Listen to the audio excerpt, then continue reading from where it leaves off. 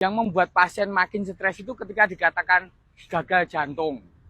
Jadi kenapa nggak disebut sebagai lemah jantung saja? Jadi pemilihan diksi, pemilihan kata itu sangat mempengaruhi psikologi pasien. Pasien makin down. Ketika jantung berkurang fungsinya, kan ada grade 1 sampai grade 4. Lebih baik kita sebut sebagai lemah jantung. Karena dengan begitu pasien lebih bisa mengatur. Karena dengan istilah lemah tersebut akan mengurangi aktivitas fisiknya yang berlebihan.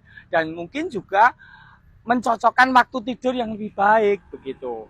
Dan misalnya disebut sebagai bengkak jantung. Banyak yang stres karena disebut ketika ronsen ada kardiomegali. Ketika sudah dikatakan bengkak jantung, pasien tersebut stres. Kenapa nggak disebut saja para nakes dan para dokter itu menyebutnya sebagai pembesaran jantung atau pelebaran jantung.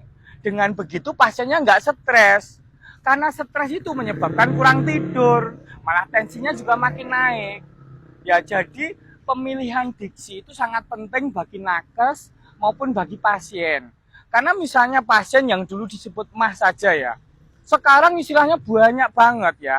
Dari misalnya lemahnya otot les, sphincter esofagus bawah, kemudian GERD, gastroesophageal reflux, kemudian tukak lambung, ulcus pepticum, kemudian polip lambung, dan lain-lain itu menyebabkan pasiennya stres.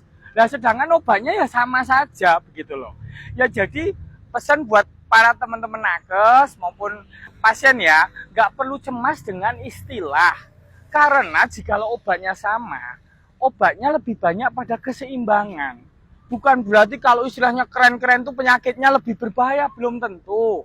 Ya, jadi lebih baik gunakan istilah atau diksi yang baik untuk para nakes maupun pasien.